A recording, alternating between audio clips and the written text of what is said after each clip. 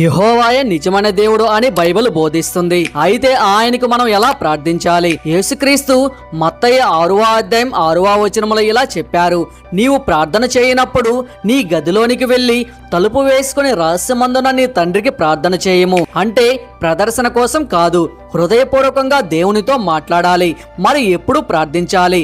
1 తెస్సలోనికేయులకు 5వ అధ్యాయం 17వ వచనం ఇలా చెబుతోంది, ఎడతెగక ప్రార్థన చేయుడి.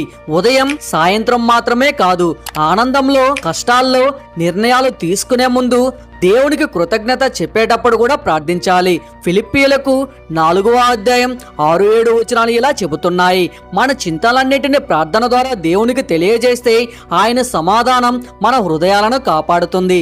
కాబట్టి నిజాయితీతో, విశ్వాసంతో, కృతజ్ఞతతో యెహోవా దేవునికి ప్రార్థించండి. ఆయన మీ ప్రార్థనలను ఆలకిస్తాడు. ఈ వీడియో నచ్చితే లైక్ చేయండి, షేర్ చేయండి. ఇంకా ఇలాంటి బైబిల్ సందేశాల కోసం సబ్స్క్రైబ్ చేయడం మర్చిపోవద్దు. దేవుడు మిమ్మల్ని సమృద్ధిగా ఆశీర్వదించునుగాక. ఆమెన్.